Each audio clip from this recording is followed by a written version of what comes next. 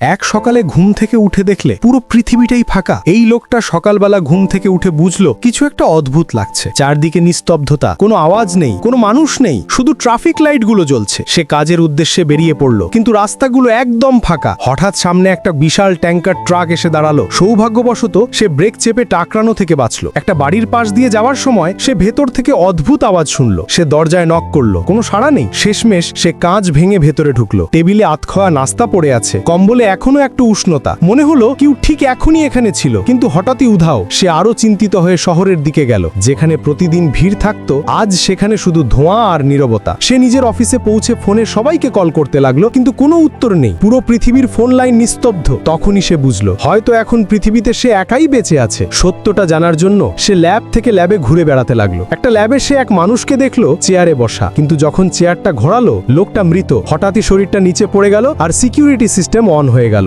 দরজা লক হয়ে গেল। সে ভিতরে আটকা পড়লো। স্টোরেজ রুমে সে একটা ওয়েল্ডিং মেশিন পেল। সে লাইটার জ্বালালো, গ্যাস অন করলো, তারপর দূরে সরে গেল। একটা তীব্র বিস্ফোরণ হলো আর সে বেঁচে বেরিয়ে এলো। তারপর সে রেডিও স্টেশনে গেল, একটা বার্তা রেকর্ড করলো, যদি কেউ জীবিত থাকো আমার সঙ্গে যোগাযোগ করো। সে নিজের ফোন নাম্বার আর ঠিকানা বড় বোর্ডে লিখে রাখলো। পরের কয়েকদিন সে পুলিশের গাড়িতে ঘুরে বেড়ালো, লাউড স্পিকারে ডাকলো, কিন্তু কেউ এলো না। শেষমেশ সে খোঁজা বন্ধ করে দিল। এখন সে নিজের মতো করে বাঁচতে শুরু করলো। একটা বিশাল বাড়িতে উঠলো, বাথরুম সাজালো দামি ছবিতে। শেষমেশ তো পুরো পৃথিবীটাই এখন তার। প্রতিদিন সকালে সে একটা ডিম কাপে ফাটিয়ে তাতে দামি মদ মিশিয়ে খেত। ওটাই তার নাস্তা। বোর লাগলে মলে গাড়ি নিয়ে ঢুকে যেত, ড্রিল দিয়ে তালা ভাঙতো, দামি কাপড় পরতো, যে খাবার চাইতো সেটাই খেত, কেক, মিষ্টি, যা খুশি। এমনকি ট্রেন চালাতো শুধুই মজার জন্য। কিন্তু এইসব আনন্দের পরেও থেকে যেত একটাই জিনিস, নিঃশব্দ একাকিত্ব। রাতে সে নিজেকে নারীর পোশাক পরিয়ে নিজের সাথেই কথা বলতো, একটা পুতুল বানিয়ে সেটা সামনে দাঁড়িয়ে বক্তৃতা দিত, যেন মানুষ আছে। তার মনে হচ্ছিল যেন ঈশ্বরও তাকে ভুলে গেছেন। সে গিয়ে পড়ল এক চার্চে, ভেতরের জিনিসপত্র ভাঙতে লাগলো।